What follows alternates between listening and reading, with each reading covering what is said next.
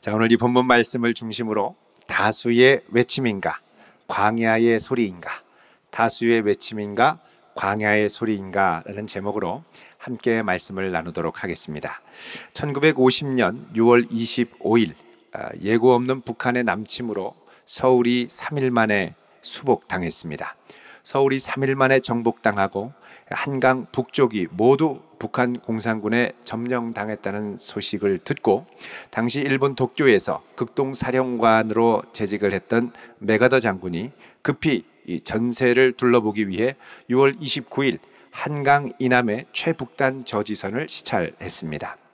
그때 영등포 언덕에 있던 아군 진지 참호에서 눈을 부릅뜨고 강북을 바라보며 전선을 지키던 학도병 병사 하나가 있었습니다. 메가더 장군은 그를 보고 물었습니다. 병사, 다른 부대는 다 후퇴했는데 자네는 왜 여기를 지키고 있나? 그러자 병사가 대답했습니다. 저는 군인입니다. 상관의 명령 없이는 절대 후퇴하지 않는 게 군인입니다. 철수 명령이 있기 전까지 죽어도 여기서 죽고 살아도 여기서 살 겁니다. 이렇게 대답하는 모습에 메가더 장군은 큰 감동을 받고 학도병의 어깨를 툭툭 치며 말했습니다. 정말 훌륭한 군인이네. 내가 일본으로 건너가면 즉시 지원군을 보내주겠네. 이후 메가더는 그의 회고록에 이 사건을 두고 이렇게 기록합니다. 영등포 언덕에서 하늘에 계시가 울렸다. 인천 상륙작전을 포함한 반격 작전이다. 메가더는 그날 저녁 일본으로 돌아와서 밤늦게까지 캐나다 퀘벡을 가운데로 흐르는 이 세인트 로렌스 강을 사이에 두고 영국과 프랑스군 사이에 치열한 전쟁을 벌였던 이 퀘벡 전기를 읽었습니다. 그리고 나서 그는 성경을 꺼내 읽고 간절히 기도했습니다. 그리고 마음에 주시는 감동과 확신에 귀 기울였습니다. 그런 와중에 그는 이 위기 가운데 한국을 건질 수 있는 작전은 인천 상륙 작전 말고는 없다고 확신하게 됐습니다. 하지만 인천 상륙 작전을 실행하는 것은 만만치 않습니다. 실패할 만한 조건을 모두 다 갖추고 있었습니다. 인천 앞바다는 조수 간만에 차만 9m가 됩니다. 또 갯벌의 길이도 3.2km나 됩니다. 그래서 갯벌 지상에 상륙을 하고 인천으로 들어갈 때 이 드넓게 펼쳐진 갯벌 3.2km에 엄폐물이 없기 때문에 자칫하면 몰살당할 수도 있었습니다. 그의 참모들은 인천 상륙 작전의 성공 확률이 5000분의 1밖에 되지 않는다고 반대했습니다. 그러나 메가더 장군은 다수의 소리에 매몰되지 않고 작전을 성공리에 수행할 방법에 집중했습니다. 리더는, 지도자는 결정을 내리는 사람입니다. 특별히 지도자는, 앞서 나가는 지도자는 그동안 누구도 해보지 못했던 결정을 내리는 사람입니다. 그래서 결정을 내리기 전에는 늘 좌우를 살피고 때로는 망설이기 마련입니다. 요즘 세계 강대국 지도자들의 리더십들이 연일 실추되고 있습니다. 미국은 코로나를 가볍게 보고 전문가들의 경고를 우습게 여겼다가 큰 어려움에 처하고 있습니다. 중국 또한 전문가들의 이야기를 묵살하고 코로나 관련 사건을 은폐시키려고 했다가 커다란 위기를 맞고 있습니다. 일본은 어떻습니까? 도쿄올림픽을 개최해야 한다는 생각으로 인해서 코로나를 애써 감추고 태연하게 넘어가려고 하다가 도리어 큰 어려움을 겪고 있습니다. 리더가 결정을 내리기 전 늘 리더 주변에는 다양한 종류의 소리가 있습니다. 큰 소리도 있고 작은 소리도 있습니다. 다수가 원하는 소리도 있고 소수의 소리도 있습니다. 리더의 위기는 항상 다수가 원하는 큰 소리를 따라가다가 찾아옵니다. 왜냐하면 이런 소리는 대부분 다수의 이익에 부합한 것처럼 보이지만 그러나 장기적으로는 공동체를 망가뜨리는 소리이기 때문입니다. 이것을 인기 영합주의, 파퓰리즘이라고 합니다. 그래서 리더의 중요한 임무는 다수의 큰 목소리에 휘둘리지 말고 작더라도 진실된 소리가 무엇인가를 늘 분별할 수 있어야 합니다. 오늘 본문의 주인공은 빌라도입니다. 로마를 대신한 유대 지역의 큰 리더지요. 오늘 본문 1절부터 15절까지를 보면 빌라도가 주어가 돼서 등장하는 문장이 모두 7번 등장합니다. 그리고 그 주변에는 항상 그 주변을 맴도는 다양한 소리들이 등장합니다. 먼저 빌라도는 아침이 시작되자마자 대제사장 다수의 무리들이 유대의 다른 지도자들과 함께 쩌렁쩌렁 울리는 목소리를 외치는 것을 듣습니다. 오늘 말씀 1절 같이 보겠습니다. 새벽에 대제사장들이 즉시 장로들과 서기관들 곧 온 공회와 더불어 의논하고 예수를 결박하여 끌고 가서 빌라도에게 넘겨주니. 자, 대제사장들이 새벽에 장로들과 서기관들을 소집해서 온 공회로 모여서 의논했습니다. 정식 공회로 모였다는 뜻입니다. 그러나 새벽에 정식 공회로 모이는 것은 정상적이지 않습니다. 아침 해가 좀 뜨고 일할 시간에 모여야지요.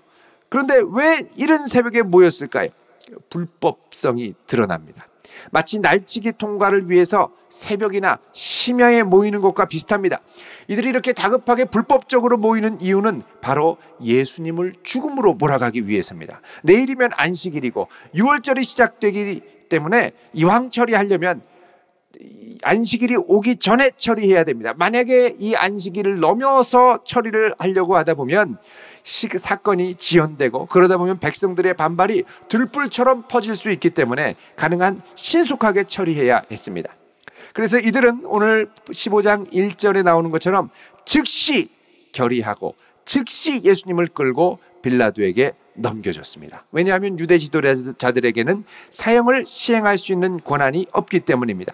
당시 유대는 로마의 식민지였고 식민지의 백성은 스스로 사형을 결정할 권한이 로마 제국에게 박탈되어 있었습니다. 그래서 죄인을 죽이려면 반드시 제국이 파송한 총독의 정당한 사법적 절차를 따라 허락을 받아야 됐습니다. 그 당시 빌라도는 이 예루살렘 성전 바로 옆에 안토니아 요새를 세웠는데 여기에 거주하고 있었습니다.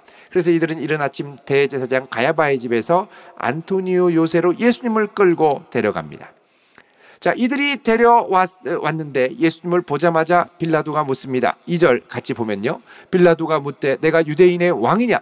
예수께서 대답하여 이르시되 내 말이 옳도다 하시매. 자, 빌라도가 다짜고짜 예수님께 아주 직설적으로 물어봅니다. 내가 유대인의 왕이냐?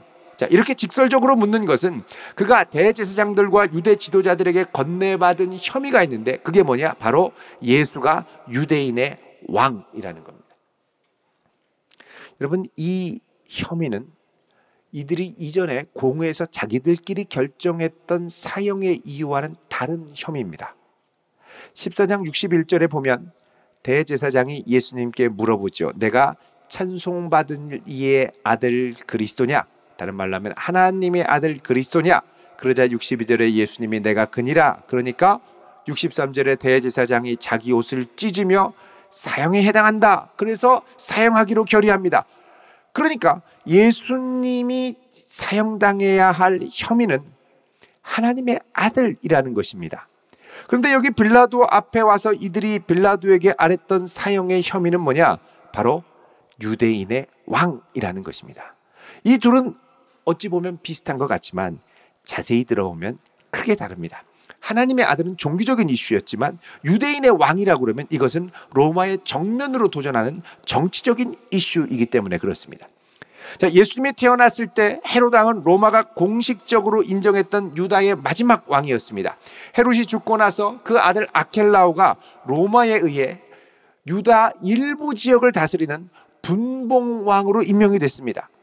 로마 황제 아우구스투스가 만약 아켈라오가 분봉왕으로서 이 지역을 잘 다스려서 그의 정치적인 역량을 입증한다고 하면 왕으로 만들어주겠다고 약속을 했습니다.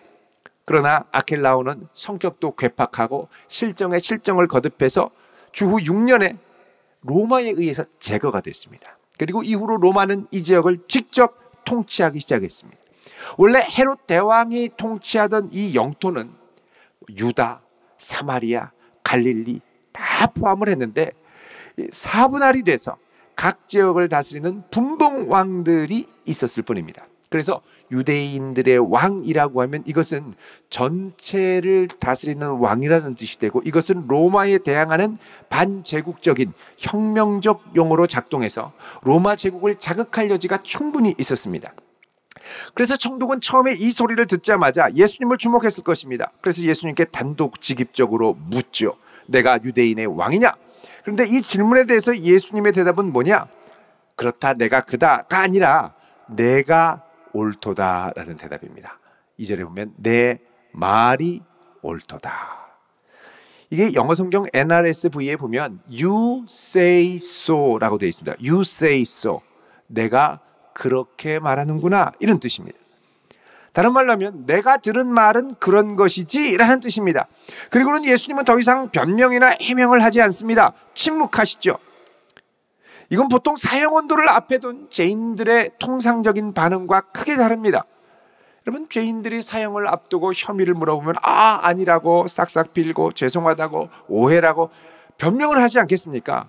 근데 예수님은 아무 말도 안 하시고 침묵하십니다. 빌라도는 이 예수님의 침묵에서 예수님의 특별함을 눈치챘던 것 같습니다. 그리고 예수님의 무죄를 직감적으로 느꼈던 것 같습니다. 3절에 보면 이런 빌라도의 반응을 본 대제사장과 그의 무리들이 당황한 것처럼 침묵을 깨고 빌라도에게 여러 가지 죄목으로 중간에 끼어들어서 예수님을 고소하기 시작합니다. 그런데 이 고소에 대해서 예수님이 아무 말도 하지 않고 침묵으로 일관하시죠. 그러자 4절에 빌라도가 예수님을 이렇게 물으며 자극합니다. 4절, 빌라도가 또 물어 이르되 아무 대답도 없느냐? 그들이 얼마나 많은 것으로 너를 고발하는가 보라 하되. 자, 아무 대답이 없느냐? 저 많은 고발, 너 이러다가 죽는다, 이렇게 얘기하죠. 그러자 예수님이 아무 대답을 정말 하지 않으시는 겁니다. 그러니까 5절에 빌라도가 충격을 받습니다. 놀랍게 여기더라. 예수님은 여전히 침묵하시고 빌라도는 충격을 받습니다. 이렇게 수많은 고소에도 어떻게 가만히 있을 수 있느냐는 것이죠. 예수님은 침묵 가운데 이 모든 것을 하나님께 의탁하셨습니다. 아버지의 뜻대로 될 것을 믿고 의탁하셨습니다. 동시에 이것은 예수님이 성경의 예언을 성취하고 계시는 사건이기도 했습니다. 이사야 53장 7절에 보면 그가 곤욕을 당하여 괴로울 때에도 입을 열지 아니하였으며 마치 도수장으로 끌려가는 어린 양과 털 깎는 자 앞에 잠잠한 양같이 그의 입을 열지 아니하였도다 말씀합니다. 그러니까 예수님은 지금 오직 아버지의 뜻만이 이루어지기를 바라면서 전적으로 하나님께 의탁하셨습니다. 놀라운 것은 이 침묵 가운데 빌라도는 더 큰 울림과 확신을 얻게 됐습니다. 침묵이 더 큰 울림을 준 겁니다. 우리 초등학교 때 여러분 배웠던, 초등학교 때입니까? 중학교 때입니까? 시중에 이것은 소리 없는 아우성, 이런 거 기억나시죠? 초등학교 때 배우셨나요? 중학교 때, 죄송합니다. 이것은 제가 선행학습을 해서 그랬나요? 이것은 소리 없는 아우성. 예, 소리는 없는데 들리는 거죠. 여러분, 침묵이 빌라도에게 울림을 줬습니다. 목청 큰 다수의 소리보다 역설적으로 침묵이 빌라도를 설득시킨 거예요. 자, 빌라도는 예수님의 무죄라는 걸 예수님의 침묵으로 1절에서 5절 사이에 이미 확신을 얻었습니다. 그리고서 6절부터 15절까지는 어떻게든 이 예수님의 무죄를 입증하고 풀어주기 위해 애쓰는 장면이 등장을 합니다. 자, 그러면 풀어줘야 되는데 문제는 그 자리에서 곧바로 무죄라고 선언하면 유대 지도자들의 불만을 살 수 있었다는 것입니다. 유대 지도자들은 총독이나 분봉왕의 통치에 불만을 품으면 이따금씩 시키지도 않았는데 로마로 직접 유대 종교 지도자들, 대제사장의 사자라고 해서 사절단을 보내서 곧바로 로마 황제한테 직고할 수 있는 권한이 있었습니다. 그래서 가끔씩 총독도 바뀌고 분봉왕도 바뀌고 이렇게 됐었죠. 만약에 빌라도가 이 자리에서 거절을 하면 이들이 사절단을 로마로 보낼 수 있었습니다. 그러면 빌라도가 곤란해지죠. 그래서 빌라도는 가능한 타당한 절차를 거쳐서 예수를 방면하려고 합니다. 이게 바로 6월절에 로마 제국이 유대인들에게 베풀었던 죄수 한 사람을 놓아주는 관례를 통해서 이루어지려고 했던 것이죠. 6월절은 유대인들에게 해방의 날이었습니다. 애굽의 압제로부터 해방되었던 날을 기념하는 것이죠. 로마도 이 긴장되는 날, 왜냐? 이들은 아직까지 출애굽이 100% 이루어지지 않았다고 생각했기 때문입니다. 여전히 이들은 출애굽을 기다리는 백성들, 누구로부터의 압제입니까? 로마 황제로부터의 압제로부터 벗어나기를 희구하는. 그래서 로마 제국은 이 6월절에 해마다 이들의 환심을 달래기 위해서 죄인 한 사람을 사면해서 방면해주는 관례가 있었습니다. 빌라도가 이 기회를 이용하려고 했습니다. 원래 예정은 바라바를 풀어주는 것이었는데 이 빌라도는 이것을 바꾸어서 예수를 풀어주려고 하는 것이죠. 자, 오늘 본문은 바라바를 다음과 같이 소개합니다. 7절에 보시면요, 밀란을 꾸미고 밀란 중에 살인하고 체포된 중에 바라바라 하는 자가 있더라 그럽니다. 자, 바라바는 유대 민족을 위해서 밀란을 꾸민 자였다라고 말씀합니다. 그 당시에 역사적으로 일어났던 밀란이 빌라도와 관계가 깊었습니다. 한 번은 빌라도가 유대 이 성전, 예루살렘에 있는 성전에 성전세를 거둔 금고에서 그 금고에 있는 현금을 예루살렘 수로를 만들려고 했다가 이게 발각돼서 밀란이 일어난 적이 있었습니다. 또 한 번은 로마 황제와 총독 빌라도의 이름이 새겨진 황금 방패 한 세트를 예루살렘으로 들여오려고 하다가 이 유대인들이 우상을 들여올 수 없다고 아주 강력하게 반발할 때 이때 밀란이 일어났었습니다. 아마도 이때 바라바는 유대의 혁명을 꿈꾸며 이 일로 로마에 저항하는 밀란을 꾸미고 로마 병사들을 일부 살해하고 붙잡고 괴롭히고 그러다가 체포됐던 모양입니다. 바라바라는 말, 이 말은 바르와 아바가 결합된 겁니다. 그래서 바르아바, 바라바죠. 바르는 아들이고 아바는 아빠, 아버지를 말합니다. 그러니까 바라바 그러면 아버지의 아들이란 뜻입니다. 여기에는 폭력으로 구원과 해방을 시도하는 아버지의 아들 바라바가 있었고, 다른 한쪽에는 침묵과 십자가로 구원과 해방을 가져다 주시려는 하나님의 아들이 대조적으로 나타납니다. 주목할 것은 이 바라바의 이름이 예수였다는 것입니다. 여러분, 마태복음 27장 17절을 한번 보십시오. 마태복음 27장 17절. 자, 여기에 보시면 그들이 모였을 때에 빌라도가 물어 이르되 너희는 내가 누구를 너희에게 놓아주기를 원하느냐, 바라바냐 그리스도라 하는 예수냐 하니, 이렇게 말씀하죠. 여기 볼 때 바라바냐 할 때 이 나나주 1번에 보면 바라바라 하는 예수냐, 아주 초기의 사본에 이런 기록이 있습니다. 아니면 그리스도라 하는 예수냐. 자, 바라바도 예수고 그리스도도 예수고, 자, 예수라는 말은 구원자라는 뜻이 있습니다. 그래서 이 본문에는 아주 이 대조적인 두 사람이 등장합니다. 사람의 아들 구원자, 폭력으로 세상을 구원하려고 하는 구원자, 또 다른 한편으로는 하나님의 아들 구원자, 침묵과 십자가로 세상을 구원하려고 하는 구원자가 대조돼서 나타나고 있습니다. 자, 빌라도는 이 기회를 이용해서 예수님을 놓아주려고 했습니다. 6월절 전날이고 백성들은 찾아와서 죄수 하나를 놓아달라고 요청을 합니다. 이때 빌라도가 이 기회를 붙들고 이야기합니다. 9절에 보시면 빌라도가 대답하여 이르되 너희는 내가 유대인의 왕을 너희에게 놓아주기를 원하느냐.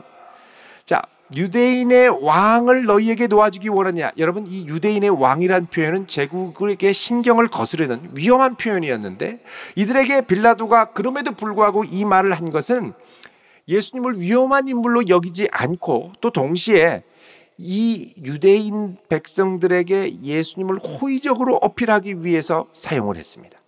게다가 이 빌라도 정도면 그 당시 유대 전역의 로마 첩보망을 통해서 예수님이 사람들에게 많은 인기와 호응이 있었고 기적을 베풀었다는 것을 들어서 알고 있었을 것입니다. 로마의 백부장도 그 소식을 듣고 자기 종을 고쳐달라고 요청할 정도였으니까요. 자, 빌라도가 내가 유대인의 왕을 너희에게 놓아주기를 원하느냐, 이 말은 다른 말로 하면 이 왕을 놓아주어야 한다라는 마음으로 이야기한 것입니다. 왜냐하면 이미 예수님의 침묵을 통해서 이 빌라도의 마음에는 확신이 있었는데, 그건 뭐냐? 10절. 이는 그가 대제사장들이 시기로 예수를 넘겨준 줄 알미더라. 시기로 넘겨줬다는 것을 알았습니다. 예수님은 무죄고 예수님은 아무 말씀 안 했는데 침묵할수록 예수님이 무죄라는 소리가 더욱 크게 들렸습니다. 근데 이걸 물어봤는데 밖에서 들리는 소리는 백성들은 예수가 아닌 바라바를 놓아달라고 하는 외침이었습니다.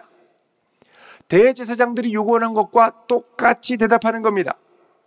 왜 이런 대답이 나왔을까? 예수님을 좋아하고 따랐던 많은 사람들이 왜 그랬을까? 11절에 그 대답이 나옵니다.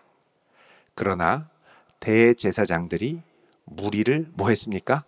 충동하여 도리어 바라바를 놓아달라 하게 하니 시켰다는 것이죠. 여러분, 총독으로서 얼마나 당황스럽겠습니까? 그래서 다시 묻습니다. 12, 13절. 빌라도가 또 대답하여 이르되 그러면 너희가 유대인의 왕이라 하는 이를 내가 어떻게 하랴? 그러자 그들이 다시 소리를 지르며 이제는 함성으로 고함으로 그를 십자가에 못 박으소서 이렇게 얘기합니다. 지금 빌라도가 계속 예수님을 유대인의 왕으로 소개합니다. 그것은 어떻게든 환심을 살려는 의도가 있었기 때문이죠. 그런데 환심을 살려고 할수록 이들은 어떻게 합니까? 소리를 지르며 결규하며 십자가에 못 박으라고 외칩니다. 빌라도는 지금 상당히 당황했을 겁니다. 아니, 왜 예수를 미워하고 못 박으려고 하지? 그는 정말 나쁜 사람인가? 여러분, 이유는 딱 하나입니다. 무리들이 대제사장의 충동을 받았기 때문입니다. 여러분, 이 무리는 자기 울림이 없는 사람들입니다. 자극받는 대로 움직이는 사람들입니다. 이런 사람들을 비유적으로 표현한 것이 있습니다.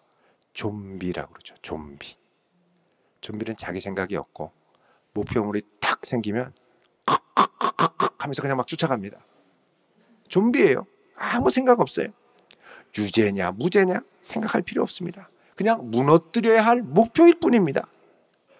영혼 없는 댓글 부대와 같죠. 좌표를 찍으면 뭐 한 사람의 인상을 완전히 망가뜨립니다. 연예인, 국회의원, 총리, 물불 가리지 않고 악플과 문자 폭탄을 쏟아붓죠.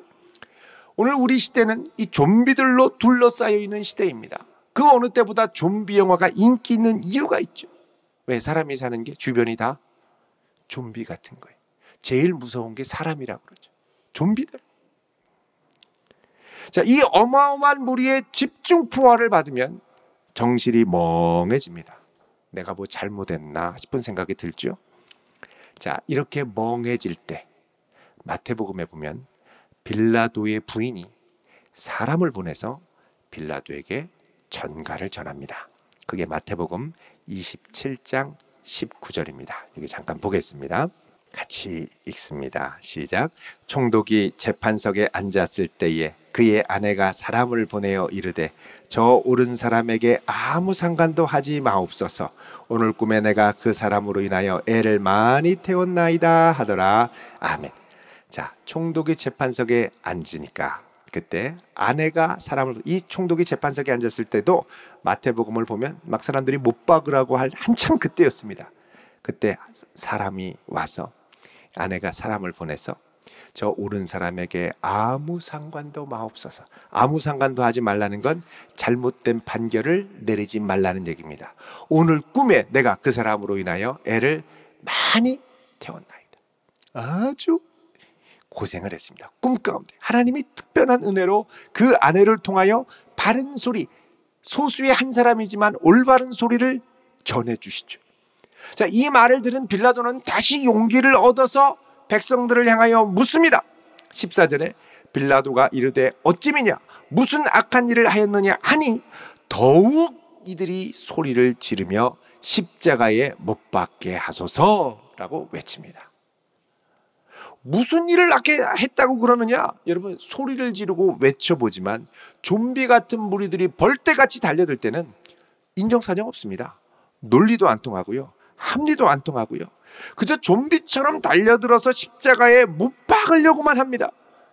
결국 압도하는 큰 소리에 짓눌리자 빌라도는 어떻게 할지를 망설이다가 잘못된 결정을 내리게 됩니다. 15절 보시면요, 빌라도가 무리에게 만족을 주고자 하여 바라바는 놓아주고 예수는 채찍질하고 십자가에 못 박히게 넘겨주니라. 자, 여기 보면 빌라도가 이 십자가에 예수님을 못 박은 이유가 등장합니다. 그건 뭐냐? 무리에게 만족을 주기 위해서 인기 영합주의의 결론을 내린 겁니다. 다수의 소리에 압도되어서 예수님을 십자가에 넘겨줍니다. 내면에 조용하지만 분명한 확신의 소리가 있었고 아내를 통한 소수의 아주 진실된 소리가 있었음에도 불구하고 크게 함성으로 수많은 사람들이 때로 몰려와 외치는 그 소리 앞에 결국 빌라도는 무릎을 꿇게 됩니다. 빌라도는 역사적으로 보면 주후 26년부터 36년까지 약 10년을 유대와 사마리아 지역의 총독으로 지냅니다. 보통 로마 총독이 5년을 전후해서 임기를 채우고 교체가 되는데 빌라도가 이 지역에서 10년 동안 임기를 수행하며 총독 역할을 했다는 건 상당히 정치적인 수완이 좋았다는 것을 의미합니다. 여러분 생각해 보십시오. 아까 빌라도가 성전 금고를 횡령해서 예루살렘 수로를 건설하려고 했다고 그랬죠. 그 돈을 유대인들이 뭐라 그러냐? 헬라어로 코르보나스라고 합니다. 코르보나스. 까르보나라가 아니고 코르보나스. 이 코르보나스는 어디서 온 말이냐면 코르반에서 왔습니다. 고르반.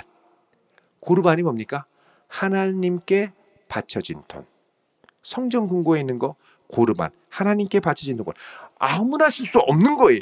근데 그걸 어떻게 감히 유대의 총독이라고 해서 갖다 쓸 수 있습니까? 이 말은 빌라도가 대제사장 가야바와 정치적으로 밀접하게 결탁되어 있었다는 것을 말해줍니다.